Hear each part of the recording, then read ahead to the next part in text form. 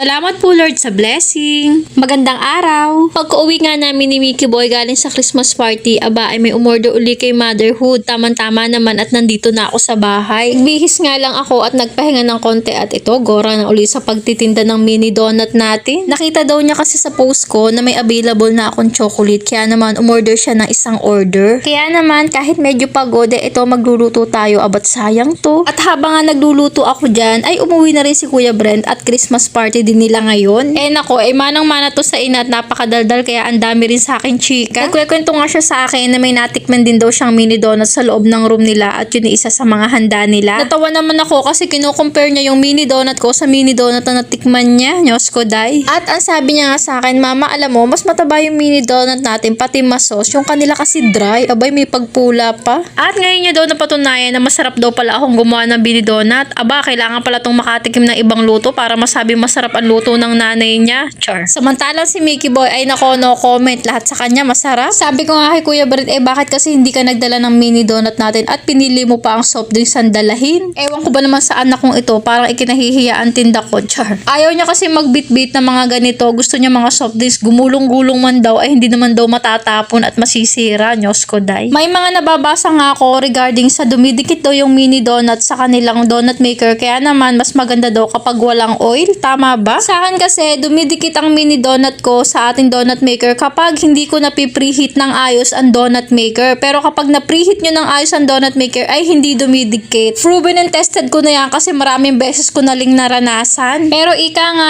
kanya-kanya naman tayo na naging experience, kaya naman siguro nasabi din nila yun. At dahil nga madaling araw ko niluto tong ating sauce, medyo naging sticky na siya at malamig ang panahon, kaya naman pinainit ko uli ng maganda ang dikit sa ating mini donut. Ngayon nga, Dutch ang ginamit kong brand dahil hindi ako nakabili ng Beryl's. Mas mura siya dun sa kabilang brand, pero okay din naman at maganda rin naman at masarap syempre. At sa totoo lang, ito ang kauna-una akong brand ng chocolate na ginamit ko sa pagmimini donut natin. Dark chocolate nga lagi ang binibili ko para naman may laban, may konting pait. Charot. Anyway, salamat nga pala sa lagi na order ng ating mini donuts. Shout out sa'yo, Kuya Dale. Dahil tuwing malalaman niya na may available na tayong chocolate, lagi yan nagchat-chat sa akin na ate pa-order, ganun. Habang nga ginagawa ko to, nakakaramdam tayo ng antok dahil paano ba naman, alas 4 pa lang, gising na ako kanina at medyo marami ako nilutong mini donut na madaling araw at baka ako'y magahul sa oras. Yun nga lang, kahit maaga na tayo nag-prepare news ko dahil late pa rin tayo ng 30 minutes, nakakahiya pero pasensya na. Ganun talaga ang buhay, Filipino time. Charot. Ano ba naman, dalawa yung batang iniintindi ko dahil nga Christmas party din kanina ni Kuya Brett. Nako, nakisabay-sabay, nagpabebe din kaninang umaga kaya ayan na late tayo ng konti. At para naman sa toppings, nilagyan ko siya ng chocolate sprinkles. Kahit nga walang toppings ay masarap na to at masos naman dahil messy donut nga.